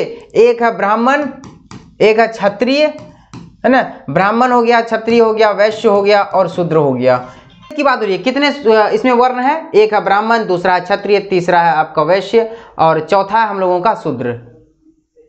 तो इस 4 वर्णों की जो उल्लेख हुई है वो कहाँ हुई है? तो ऋग्वेद में हुई है। तो ऋग्वेद में पूछ रहा है कि कौन सा इसमें हुई है? तो वो जो है ना 10वें मंडल में, 10वें मंडल में कौन से सूक्त में? तो वो पुरुष सूक्त में हुए हैं, 10वें मंडल के पुरुष सूक्त में हुए हैं, जो है ना 4 वर्णों की चर्चा की गई है। 58 का ए हो जाएगा आंसर। अगला प्रश्न आपका 59 नंबर का कहता है एक समाज के अध्ययन करते समय श्रीनिवास ने किस राज्य के अध्ययन के आधार पर संस्कृतिकरण की अवधारणा दी है? देखिए श्रीनिवास जो है ना संस्कृतिकरण की जो अवधारणा दी थी वो दक्षिण भारत के एक राज्य है जिसका नाम है कर्नाटक, इसी राज्य से जो है ना इन्होंने जो है संस्कृतिकरण की अवधारणा दी थी। क्या हो जाएगा इसका? 59 का ए हो जाएगा। अगला है 60 नंबर का, संथाल जनजाति में मुखिया को क्या कहा जाता है? देखिए संथाल जनजाति में मुखिया को कहा जाता है मांझी। क्या कहते हैं इसको? मांझी कहा जाता है। 60 का आपका क्या हो जाएगा? ए हो जाएगा इसका आंसर 60 का। 61 नंबर का प्रश्न कहता है जनजातीय संस्कृति निम्न में से किससे संबंधित है? तो जनजातीय संबंधी जो है ना, जनजातीय लोग जो है हमेशा वो प्रकृति, भूमि, इन सारी चीजों से, रीति रिवाज, परंपरा, इन सारी चीजों से वो लोग जुड़े हुए होते हैं। तो ये आपका 61 का क्या हो जाएगा? ए हो जाएगा आंसर। 61 का आंसर ए हो जाएगा। अब अगला प्रश्न आप लोगों का है समाज की अवधारणा क्या सम्मिलित नहीं है? समाज की अवधारणा में सम्मिलित क्या नहीं है? देखिए समाज की अगर बात करें तो पारस्परिकता मतलब होता है एक दूसरे से जुड़े हुए रहना, एक दूसरे से संबंध अच्छा रखना। तो ये सारी चीजें आपको देखने को मिलती है पारस्परिकता में। वहीं अगर बात करते हैं विभिन्नता, क्या समाज में विभिन्नता नहीं होती है? बिल्कुल समाज में विभिन्नता भी देखी जाती है। परस्पर निर्भरता, एक दूसरे से निर्भर रहते हैं समाज में, ये भी है। समय का पालन, क्या समाज में समय की पालन को देखा जाता है? नहीं देखा जाता है। तो समाज की अवधारणा में ये सम्मिलित आपका नहीं होगा, समय का पालन नहीं होगा। चलिए अगला हम लोगों का 63 नंबर का कहता है निम्न में से किसने सामाजिक परिवर्तन में विचारों की भूमिका दी थी? तो विचारों की सबसे पहले जो भूमिका दी थी ना, विचारों की भूमिका किसने दी? मैक्स वेबर ने दी थी। विचारों की भूमिका मैक्स वेबर ने दिया था। बी हो जाएगा इसका आंसर। इसका आंसर क्या हो जाएगा? 63 का बी हो जाएगा। 64 का कहता है निम्न में से कौन सा परिवर्तन समर्थक आंदोलन नहीं है? समर्थक आंदोलन नहीं है। देखिए समर्थक एक तरह का कह सकते हैं वो आंदोलन जो आप जो है ना उसका विरोध नहीं कर सकते हैं, वो आंदोलन जो आप जो है उसका जो है विरोध नहीं कर सकते हैं। कौन सा होना चाहिए? साक्षरता आंदोलन, शिक्षित लोगों, मतलब साक्षरता को बढ़ाना है, लोगों में क्या कहते हैं शैक्षणिक प्रक्रिया लानी है, तो ये सारी चीजें तो आपको लाना चाहिए, साक्षरता बढ़ाना है। महिला मुक्ति आंदोलन, देखिए महिलाओं के प्रति जो ना बहुत सारे ऐसे जो है बहुत सारे ऐसे रीति रिवाज हैं, बहुत सारे ऐसे जो कार्य हैं जो महिलाओं को थोपा गया है, समाज में उसको सही तरीके से सम्मान नहीं मिलता है, शिक्षा का अधिकार उसको जल्दी नहीं मिलता है। तो बहुत सारी ऐसी चीजें हैं जो वो अभी भी बंधे हुए हैं, तो उनसे हमको क्या करवाना है? मुक्ति करवाना। तो उसके लिए एक आंदोलन लानी है, तो महिला मुक्ति आंदोलन, हाँ ये भी समर्थन हम कर सकते हैं। तो समर्थक हम ये भी कर सकते हैं। दलित आंदोलन, दलितों को भी सही सम्मान नहीं मिलता है समाज में, बहुत सारे उनको झेलना पड़ता है, तो ये भी आंदोलन लानी है। आरक्षण विरोधी आंदोलन, देखिए आरक्षण का हमें विरोध नहीं करना चाहिए, क्योंकि ये संविधान में दर्ज है कि आप छोटे कास्ट को, जो निचले कैटेगरी के जो कास्ट हैं उनको आप जो है ना उनके विरोध नहीं कर सकते उनका। देखिए समाज, आप कहिएगा कि सर बहुत सारे लोग ऐसे होंगे कि भेदभाव होता है, क्योंकि उच्च जाति के जो लोग होते हैं उनका जो है रिजर्वेशन है ही नहीं, उनको बहुत दिक्कत होती है। तो आप एक बात बताइए, आप एक समय में इनका दलित वर्ग जो ऐसे थे एक समय में, जो इनको जो है ना भारत में जब जन्म लेते थे वो दलित समाज में, तो उनके लिए नर्क के समान होता था, बहुत सारी चीज़ें, उसको शिक्षा का अधिकार नहीं था, बाहर घर से निकलते थे तो वो जो है ना सही तरीके से कार्य वगैरह नहीं कर सकते थे, बहुत चीज़ों में उनको प्रतिबंध था। तो सोचिए कि वो समाज में कैसे रहते होंगे उस ज़माने में। तो इसीलिए जो है ना उनके स्थिति को, चाहे वो सामाजिक, आर्थिक, शैक्षणिक स्थिति को सुधार करने के लिए जो है ना संविधान ने उनको एक दर्जा दिया है, एक तरह का उनको रिजर्वेशन दिया गया है, आरक्षण दी गई है, इसीलिए ताकि वो समाज में उत्पन्न मतलब समाज में उत्थान कर सके, समाज में सुधार हो सके उनका, इसीलिए उनको जो है ना आरक्षण की व्यवस्था दी गई है। तो बताइए आप उनका विरोध करेंगे आरक्षण का? नहीं करेंगे विरोध, तो आपका क्या हो जाएगा? परिवर्तन समर्थक आंदोलन नहीं है, तो ये हो जाएगा आपका डी। चलिए अगला प्रश्न हम लोगों का है, अगला प्रश्न 65 नंबर का कहता है क्या, निम्न में से कौन वाक्यांश संस्कृतिकरण के लिए सत्य है? संस्कृतिकरण के लिए सत्य है। देखिए संस्कृतिकरण की अगर हम बात करें तो जो निचले कैटेगरी के जो जाति हैं, उच्च जाति की जो है वेशभूषा को, रीति रिवाज को, परंपरा को, जीवन शैली को अपने जीवन में उतारते हैं और खुद को बदलने का प्रयास करते हैं, यही क्या होता है? संस्कृतिकरण होता है। तो इनमें से सबसे बेस्ट जो आपको वाक्य जो आपका होगा ना, तो वो हो जाएगा संरचनात्मक परिवर्तन की प्रक्रिया, यानी लोगों की जो प्रक्रिया है, संरचनात्मक प्रक्रिया है, उसमें क्या होना चाहिए? परिवर्तन होना चाहिए। तो यही आपका ए नंबर आपका आंसर हो जाएगा। ठीक है, संरचनात्मक परिवर्तन की प्रक्रिया, लोगों की प्रक्रिया यानी इसमें सुधार होना। अब अगला हम लोगों का है संरचनात्मक परिवर्तन मतलब वही होता है परंपरा हो गया, रीति रिवाज हो गया, जीवन शैली हो गया, इनमें बदलाव होता है संरचना में। अगला हम लोग का प्रार्थना समाज की स्थापना किसने की थी? देखिए प्रार्थना समाज की स्थापना जो की थी ना वो एमजी रानाडे ने भी की थी, रामजी रानाडे ने भी, और यहाँ पर भंडारकर ने भी जो है सहयोगी रूप में इन्होंने काम किया था। तो दोनों हो जाएगा, आपका सी हो जाएगा, 66 का आंसर क्या हो जाएगा? सी हो जाएगा।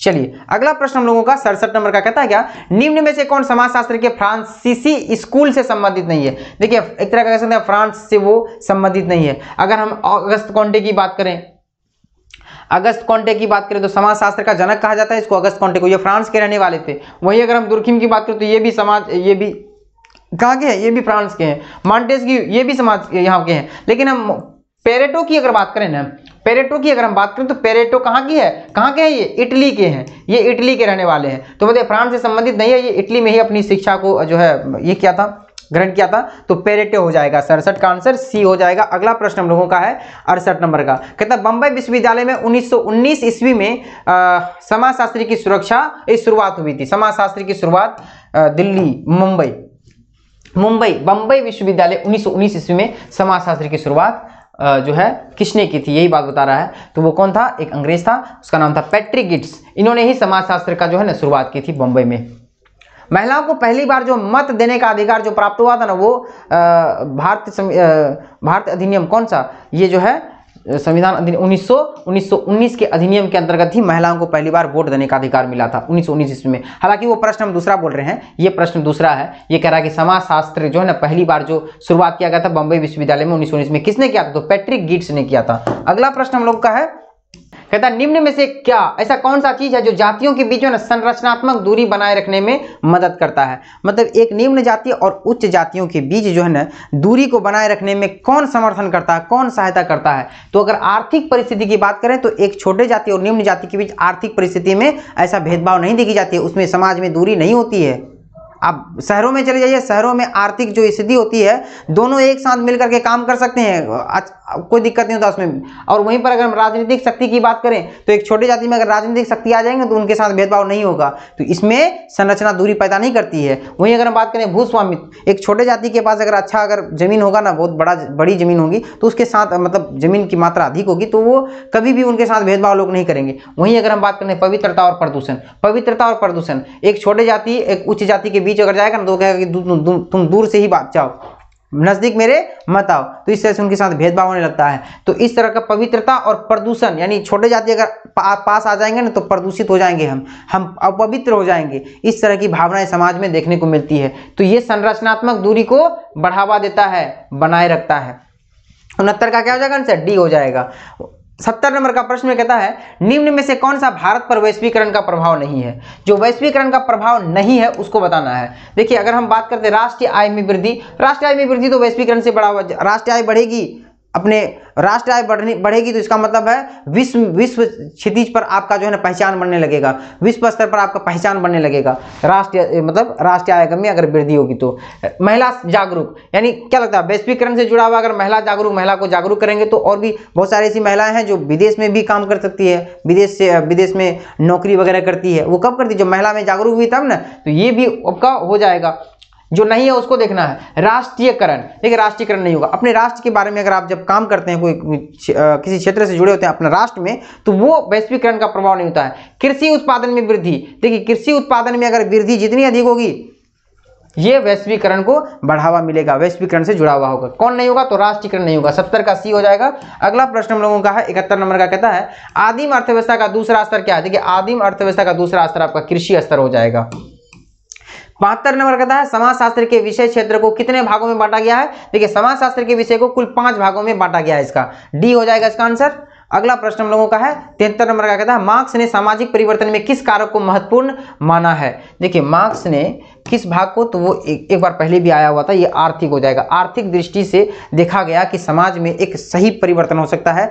आर्थिक दृष्टि से अगर लोगों में अगर विचार होगी तो वो समाज क्या होगी, बढ़ने लगेगी, आगे बढ़ने लगेगी। अगला हम लोगों का है 74 नंबर का प्रश्न में, कहता है संस्था की अवधारणा निम्न में से किसने दी थी। तो संस्था की अवधारणा जो दी थी वो स्पेंसर ने दी थी। स्पेंसर, संस्था की अवधारणा किसने दी थी, स्पेंसर ने दी थी।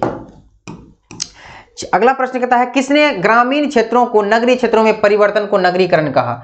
यानी ग्रामीण से ग्रामीण, पहले भारत को क्या कहा जाता है, भारत को गांव का देश कहा जाता है। तो ग्रामीण से ही क्या बना, शहर बना। ग्रामीण से क्या बना, ग्रामीण से ही शहर बना। धीरे धीरे विकास हुआ, सड़कों पर, शिक्षा पर, स्वास्थ्य पर, बढ़ते बढ़ते एक समय क्या हो गया, शहर बन गया। तो ये बात जो है ना किसने कहा था कि नगरीय क्षेत्रों में परिवर्तन को नगरीकरण कहा जाता है, यानी ग्रामीण क्षेत्रों के परिवर्तन को नगरीकरण कहा जाता है। किसने कहा था, बर्गेल ने कहा था। किसने कहा था, बर्गेल ने। 75 का आंसर ए हो जाएगा। अब 76 नंबर का आंसर आपको बताना है अंतर्राष्ट्रीय बालिका दिवस कब मनाया जाता है। अंतर्राष्ट्रीय बालिका दिवस की अगर बात करें तो 11 अक्टूबर को मनाया जाता है अंतर्राष्ट्रीय बालिका दिवस। अगला प्रश्न कहता है बिहार के उप मुख्यमंत्री कौन कौन है। देखिए बिहार के उप मुख्यमंत्री 2 उप मुख्यमंत्री है, एक है सम्राट चौधरी और एक है विजय सिन्हा। दोनों है, ये दोनों हो जाएगा आपका ए और बी दोनों हो जाएगा, सी नंबर इसका आंसर हो जाएगा। ठीक है, चलिए अगला प्रश्न हम लोगों का है 78 नंबर का, कहता है किस वर्ष लद्दाख को भारत के केंद्र शासित प्रदेश के रूप में स्थापित किया गया था। देखिए ये पारित हुआ था 2019 में। अगर हम लोकसभा की बात करें तो सबसे पहले ये जो है ना बिल पारित हुआ था लोकसभा से, फिर उसके बाद राज्यसभा में, उसके बाद जो है राष्ट्रपति के हस्ताक्षर हुई। उसके बाद 31 अक्टूबर, कब 31 अक्टूबर 2019 को ये पूरी तरह से लागू हो गया कि अब लद्दाख और जम्मू कश्मीर 2 केंद्र शासित प्रदेश के रूप में अस्तित्व में हो जाएगा। तो ये 31 अक्टूबर 2019 को पारित हुआ था, ये हो जाएगा आपका 2019।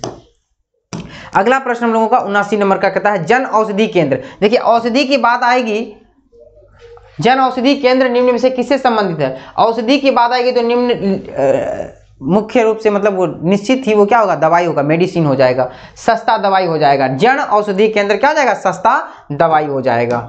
अगला है बिहार के शिक्षा मंत्री कौन है। देखिए बिहार की शिक्षा मंत्री की अगर बात करें तो ये तो हो गया हम लोगों का क्या, उप मुख्यमंत्री हो गया। उसके बाद सुनील चौधरी है ना, ये हो जाएगा सुनील चौधरी, ये तो उप मुख्यमंत्री है। सुनील चौधरी हम लोग का है शिक्षा मंत्री भी बिहार के वर्तमान। इससे पहले कौन थे, चंद्रशेखर यादव थे ना, इससे पहले बिहार के मुख्य शिक्षा मंत्री। अगला है हम लोगों का ये 81 नंबर का, किसको औद्योगिकरण कमजोर करता है। देखिए औद्योगिकरण जो है ना किसको कमजोर करता है। औद्योगिकरण से आप देखिएगा जब भी अगर समाज अगर औद्योगिकरण की तरफ बढ़ती है तो समाज से न परिवार टूटने लगते हैं। क्यों टूटने लगते हैं, क्योंकि लोग काम करने के लिए बाहर जाना पसंद करते हैं और वहाँ शहरों में जाकर के औद्योगिकरण जिस व्यवस्था होती है वहाँ पर जाकर के शहरों में फैक्ट्री में ये सारे कारखाना में काम करते हैं और वो घर से दूर रहना चाहते हैं। आप भी अगर घर से बाहर रहेंगे तो आपको फर्क नहीं पड़ेगा कि किसका हमको आदेश सुनना है, किसका काम सुनना है, किसके अंडर में रह करके काम करना है।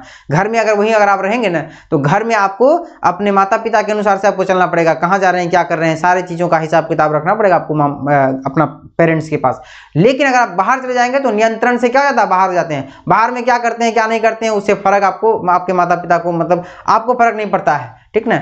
तो ये सारी चीज़ें आपको देखने को मिलती है, परिवार से दूर हो जाते हैं। और साथ साथ अगर आप देखेंगे तो जाति व्यवस्था भी क्या हो जाती है, कमजोर हो जाती है। जाति व्यवस्था नहीं होती कमजोर, औद्योगिकरण बढ़ेगी तो समाज में जो है मॉडर्निटी आ जाती है, मतलब आधुनिकरण आ जाती है। आधुनिकरण होने से समाज में क्या होता है, बदलाव होने लगता है, जाति व्यवस्था को देखनी जाती है। बाहर में आप देखें ना, फैक्ट्री वगैरह सब में ऊंची जाति नीचे जाति कौन काम करता है आपको पता भी नहीं चलेगा, जाति व्यवस्था का साफ नेस्तनाबूद हो जाता है, आपको किसी प्रकार का पता नहीं चलता है। तो देखते हैं यहाँ पर कौन कौन सा कमजोर करता है। सामाजिक जीवन में धर्म की भूमिका, देखिए सामाजिक जीवन में धर्म की भूमिका, तो यहाँ पर देखिएगा धर्म से रिलेटेड नहीं होता। आप काम कीजिएगा ना बाहर में, फैक्ट्री में, ये सब चीज़ों में काम करेंगे, जुड़ जाएंगे आप नए नई चीज़ों से, तो धर्म से आप धीरे धीरे हटने लगेंगे, धर्म की भी कमजोर हो जाती है, उसमें ज़्यादा भूमिका रखना नहीं होता है। परिवार में लेकिन परंपरा के अनुसार, पहले के ज़माने के अनुसार आप देखेंगे तो उसमें धर्म को पालन करना पड़ता है, उसी के अनुसार से आपको चलना पड़ता है। लेकिन आप पढ़ लिख लेंगे, दूर चले जाएंगे, आधुनिकरण आप में आ जाएगी, शहरीकरण में व्यवस्था हो जाएगी आपकी, तो धर्म से आप क्या होने लगेंगे, उसकी भूमिका कम होने लगती है। परिवार में पिता का अधिकार कमजोर होने लगता है कि नहीं, पिता का अधिकार बिल्कुल कमजोर होने लगता है, आप दूर रहते हैं। जाति व्यवस्था भी कम हो जाती है, यानी तीनों का तीनों को हो जाएगा, ABC तीनों हो जाएगा। कौन हो जाएगा, ऑप्शन डी, इनमें से सभी, उपरोक्त में से सभी हो जाएगा। अगला प्रश्न हम लोग का कहता है निम्नलिखित में से समुदाय का आधार नहीं है। देखिए समुदाय का आधार कौन नहीं होगा, तो ये हो जाएगा सामुदायिक भावना हो जाएगा। सामुदायिक भावना जो है ये इसका आधार नहीं होगा। देखिए एक समुदाय का निर्माण जो है ना सामान्य स्थानीयता से होती है, कहीं एक निश्चित स्थान होता है जहाँ पर कई सारे लोग रहते हैं, कई सारे परिवार होते हैं, ये बिल्कुल इसी से एक समुदाय बन सकता है। सामान्य राजनीतिक विचारधारा, क्या समाज में, क्या समुदाय में राजनीतिक विचारधारा नहीं होती है, एक संगठन होती है, एक उसमें मुखिया होता है, या फिर कह सकते हैं कि एक तरह का मुख्य व्यक्ति प्रधान होता है ना, तो ये व्यवस्था भी समुदाय का निर्माण कर सकता है। वहीं अगर सामान्य जीवन शैली भी देखी जाती है आपको समाज में, अलग अलग रूपों में लोग जो है रहने का पसंद करते हैं, अलग अलग क्या कहते हैं व्यवस्थाएं होती है, तो ये सारी चीजें भी जीवन शैली भी आपको समाज में देखने को मिलती है। लेकिन सामुदायिक भावना से एक समुदाय का निर्माण नहीं हो सकता है, तो क्या हो जाएगा आपका बी हो जाएगा, आपका आंसर 82 का बी हो जाएगा। अगला प्रश्न हम लोग का 83 नंबर का कहता है आधुनिक समाज किसके द्वारा शासित होता है। देखिए आधुनिक वर्तमान समाज की अगर बात करें तो कन्वेंशन नहीं होगा, दैवीय कानून तो पहले चलता था प्राचीन समय में। शारीरिक बल के द्वारा क्या चलेगा, समाज नहीं चलेगा। कानून के शासन के द्वारा ही एक समाज शासित होता है। समाज में जो नियम कानून होता है ना वो सरकार के द्वारा ही चलती है, सरकार के द्वारा ही व्यवस्थित होती है, तो ये कानून का शासन हो जाएगा। 84 का कहता है आप अपने पिता के साला की माँ से कैसे संबंधित होंगे। देखिए कुछ दिया है क्वेश्चन, ये रीजनिंग टाइप में पूछा है, कहता है पिता के साला, आपके पिता के साला आपका कौन होगा, मामा हो गया, और मामा की जो माँ हो गई आपकी नानी हो गई ना, तो ये आपका क्या हो जाएगा, बी हो जाएगा। 84 का आंसर बी हो जाएगा। अगला प्रश्न हम लोगों का है 85 नंबर का। 85 नंबर में कहता है निम्न में से कौन सा इच्छित दिशा में परिवर्तन है। यानी इच्छित दिशा की अगर बात करें तो आपकी इच्छा के अनुसार से एक दिशा में क्या होता है, परिवर्तन होता है। चलिए क्या हो जाएगा, वो ये हो जाएगा प्रगति हो जाएगा, ठीक है, प्रगति हो जाएगा, जो आपके इच्छा के अनुसार से वो जो क्या होता है परिवर्तन होता है। अब अगला प्रश्न हम लोगों का 86 का कहता है क्या भारत में निम्न में से कौन सा कारक राष्ट्रीय एकता में बाधक नहीं है। राष्ट्रीय एकता में क्या नहीं है, बाधक नहीं, आपको बाधा नहीं पहुंचाएगा, राष्ट्रीय एकता में एकता लाएगा, वो कौन सा चीज है जो बाधा नहीं पहुंचाएगा। बताइए जातिवाद से कभी भी एकता होगी, एक जाति दूसरे जाति के साथ, निम्न जाति उच्च जाति में एकता की भावना होगी अगर कभी भी आप भेदभाव करेंगे तो नहीं होगा, तो ये आपका राष्ट्रीय बाधक नहीं है, ये बाधक है, ये तो आपका बाधक होगा।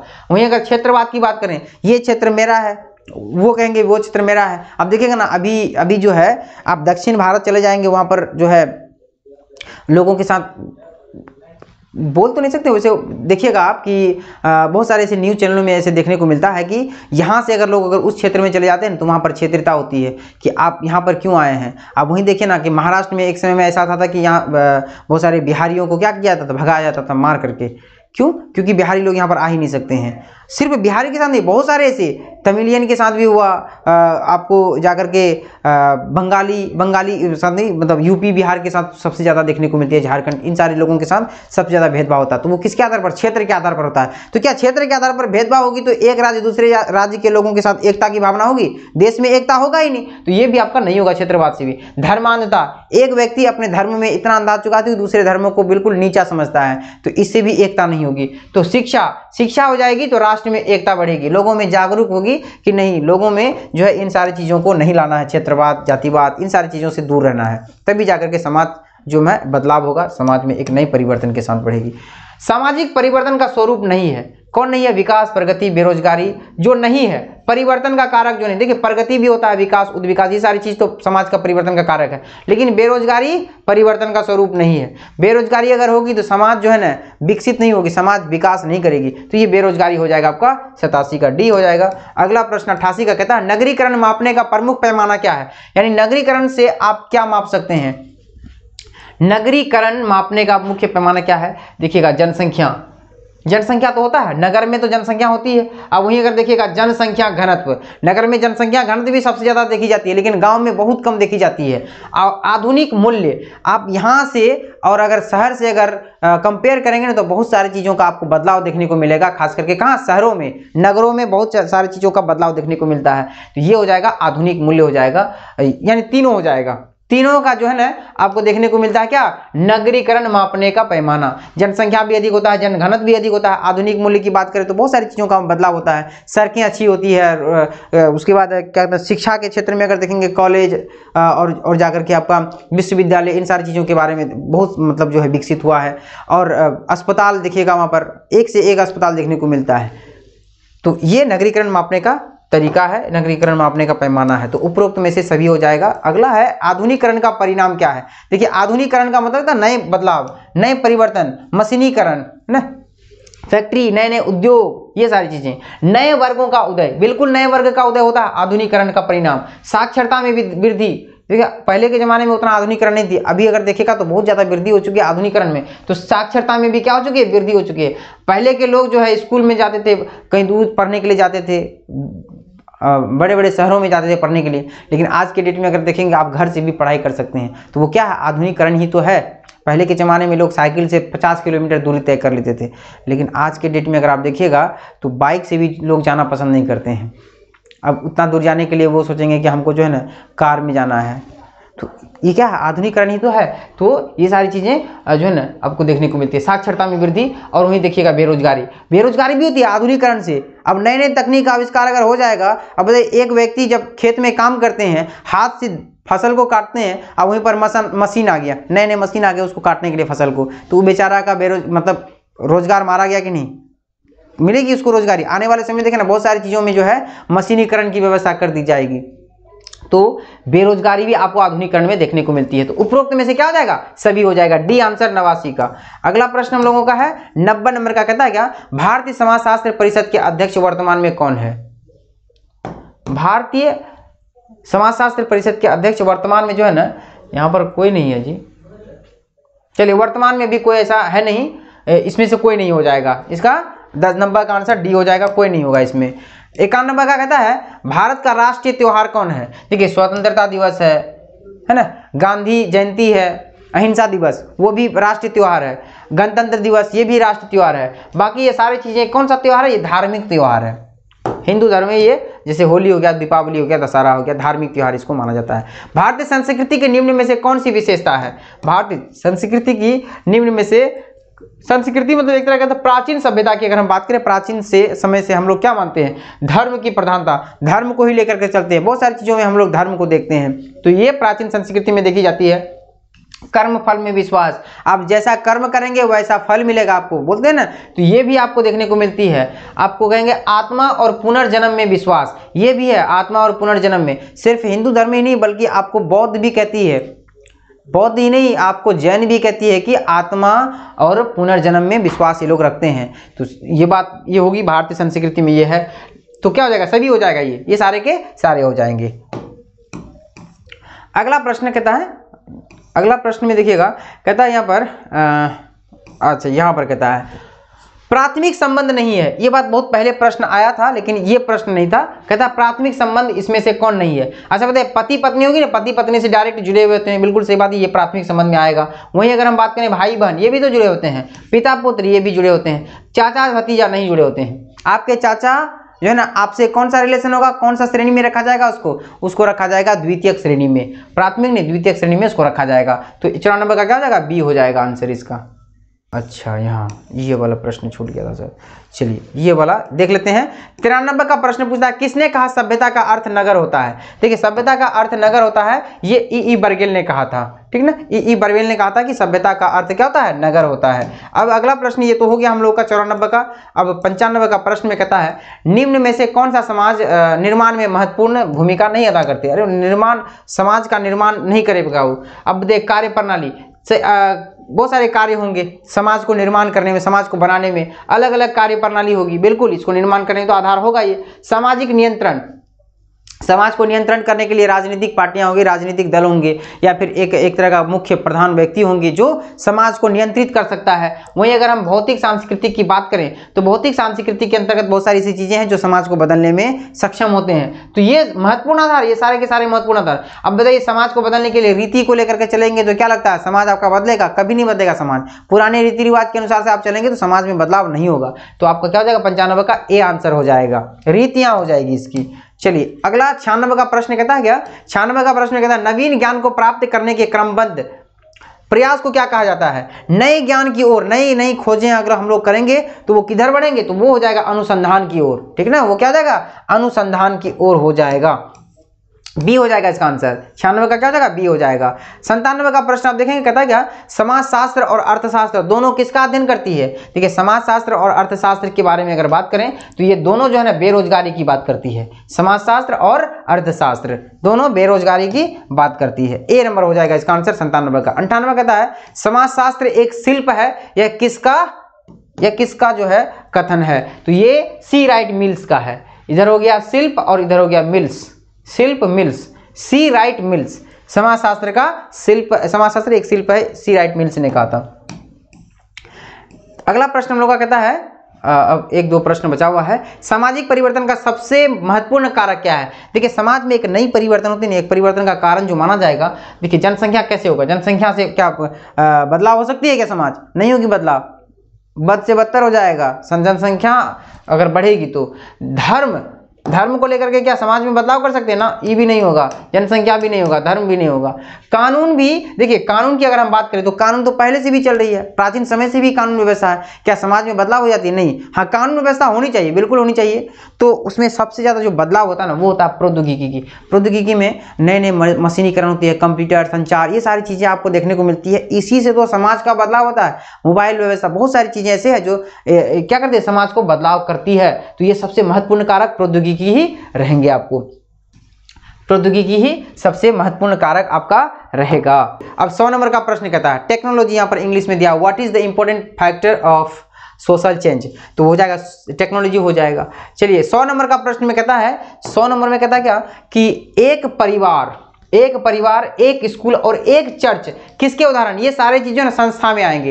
ये किस में आएंगे? संगठन में नहीं, संस्था में आते हैं। स्कूल हो गया, परिवार हो गया, चर्च हो गया, वो संस्था के रूप में आएंगे, संस्था के रूप में ही आएंगे, सामाजिक संस्था हो जाएगा। 100 का आपका क्या हो जाएगा आंसर? बी हो जाएगा। इसमें से हम आपको बताते हैं कि 100 प्रश्न पूछा गया है। बहुत सारे ऐसे बच्चे हैं जो तनु क्लासेस में क्लास लिए हुए हैं, उसमें से बहुत सारे बच्चे इसमें से लगभग 70% को सॉल्व कर दिए होंगे अगर सही तरीके से वो क्लास किए होंगे तो। लेकिन कुछ बच्चे ऐसे हैं जो नहीं ज्वाइन किए हैं, तो कोई बात नहीं, उसमें तो आपको समझ में आ ही गया होगा। इससे बाहर भी प्रश्न अगर आपसे पूछेगा ना, इससे थोड़ा सा अलग, तो आपसे बन जाएगा, क्योंकि हम इसमें एक्सप्लेन किए हुए हैं। बहुत सारे ऐसे प्रश्न हैं जो आपको एक्स्ट्रा चीजें हम बताए हैं, इसमें सिर्फ बता करके नहीं गए हैं, जो बताने का लायक था उसमें बताए हैं। और बाकी सोशियोलॉजी का जो भी इसमें प्रश्न था, इससे संबंधित आपको जो है एग्जाम में पूछा जाता है। तो बोर्ड जो जारी करती है मॉडल सेट, तो उसका बहुत ज़्यादा महत्व रहता है, खासतौर पर आने वाले एग्जाम के लिए।